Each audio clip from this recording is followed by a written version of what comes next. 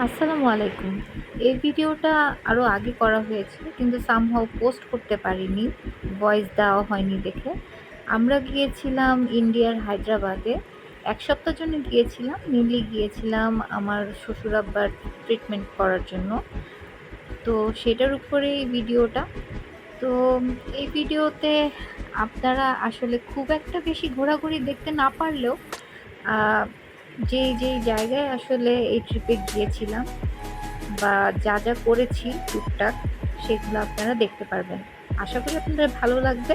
ভালো লাগলে please like দিবেন এবং শেয়ার দিবেন।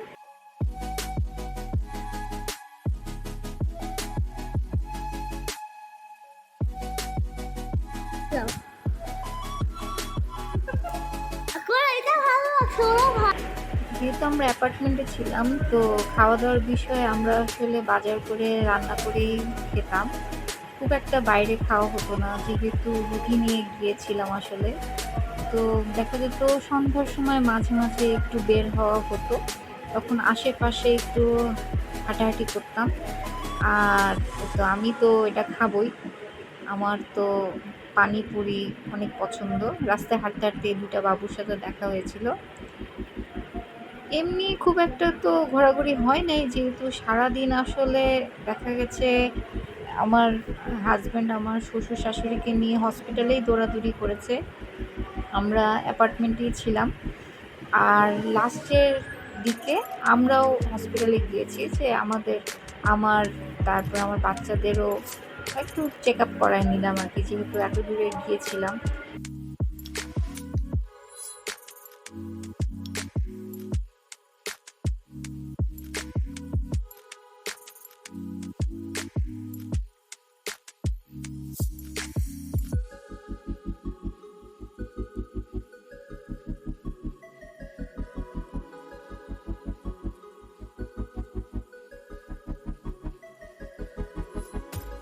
আমরা একদম রোজার লাস্টের দিকে গিয়েছিলাম, তো এটা আমাদের লাস্ট ইফতার ছিল।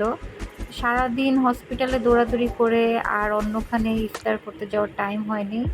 তো হসপিটালের ক্যান্টিনে আমাদের রোজার লাস্ট ইফতার আমরা করলাম।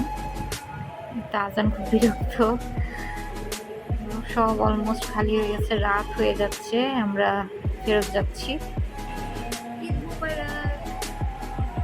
ঈদের সকালে গোসল করে সবাইকে ঈদ মোবারক জানালাম।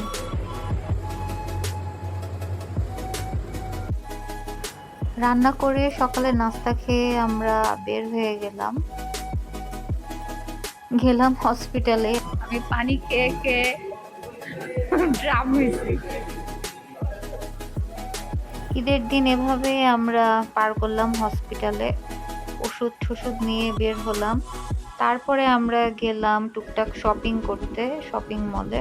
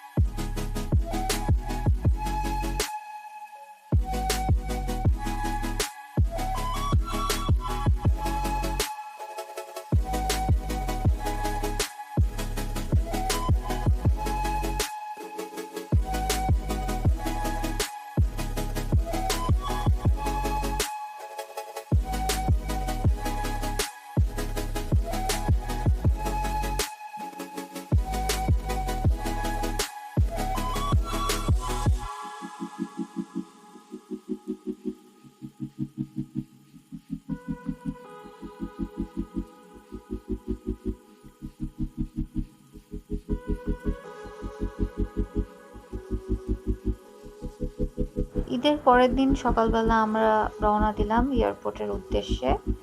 হায়দ্রাবাদ থেকে আমরা প্রথমে যাই চেন্নাইতে, তারপরে চেন্নাই থেকে আসি ঢাকায়।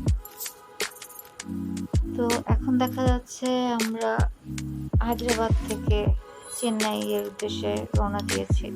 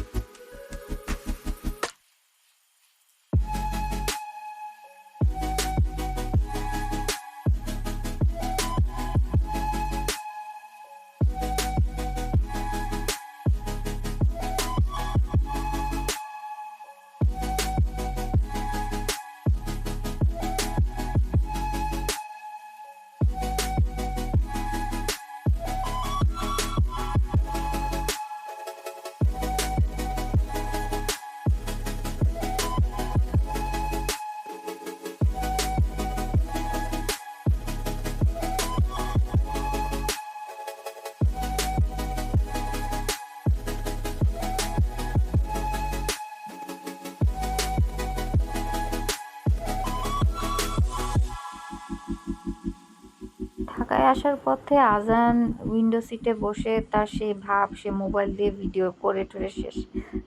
যাই হোক, আজকের জন্য এই পর্যন্তই। ভালো থাকবেন। আল্লাহ হাফেজ।